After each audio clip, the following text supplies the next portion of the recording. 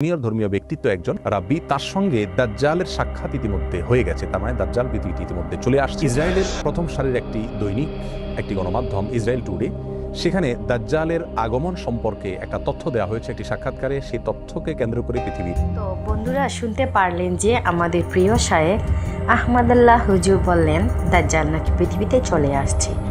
Israeli একটি গণমাধ্যম তাদের অফিসিয়াল ওয়েবসাইটে এটা বলেছে যে তাদের একজন ধর্মগুরুর সাথে দাজ্জালের কথা হয়েছে।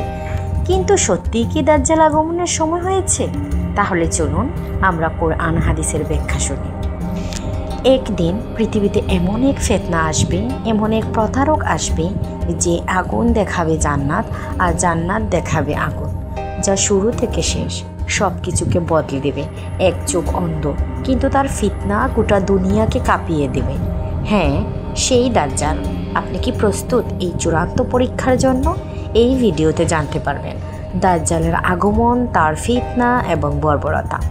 ইমানদারেরা ইমান হারা হয়ে যাবে, বিশেষ করে নারীদেরকে ধ্বংস করে দিবে।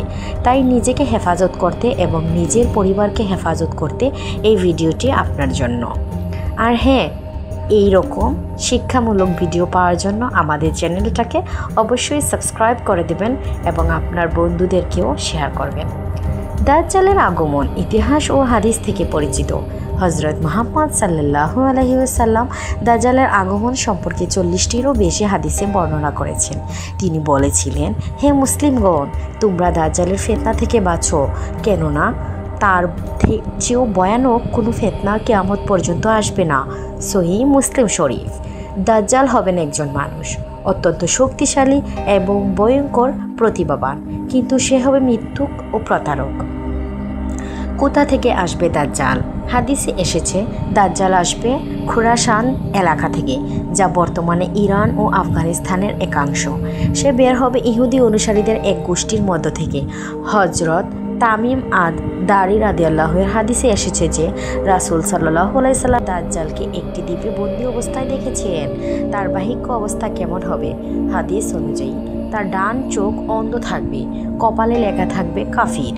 মুসলিম ও মুমিনরা তা পড়তে পারবে। তার চলন বলনে থাকবে প্রবল প্রতারণা। সে দাবি করবে সেই খোদা, সেই ঈশ্বর। দাজ্জালের ফিতনা কেমন হবে? সে আগুন দেখাবে, যা আসলে ঠান্ডা পানি হবে।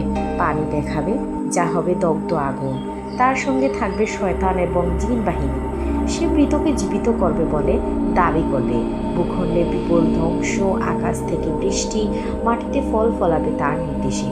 সবই অলৌকিক মনে হবে, কিন্তু সবই ফিতনা। দাজ্জালের ফিতনা থেকে বাঁচার উপায়। সূরা কাহাফের প্রথম 10 আয়াত মুখস্থ রাখা ও পাঠ করা। দাজ্জালের নাম শুনে নিজেকে নিরাপদ স্থানে লুকান। ইমান মজবুত রাখা এবং সমাজে ফিতনার বিরুদ্ধে সচেতনতা তৈরি করা।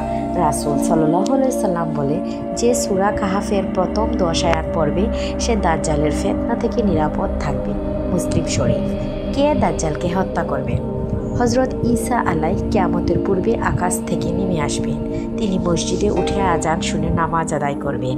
এরপর দাজ্জালকে ধরবেন এবং বায়তুল মুকাদ্দাসের গেইটে তাকে হত্যা করবেন। হজরত ঈসা আলাইহিকে দেখার সাথে সাথেই দাজ্জাল গলে যাবে। তিনি বলবেন, আমি তোমাকে একটি মাত্র প্রহার করব, এবং তিনি তাকে সজোরে একটি প্রহার করবেন। সাথে সাথে সে ধ্বংস হয়ে যাবে। দাজ্জালের ফিতনা আসবেই।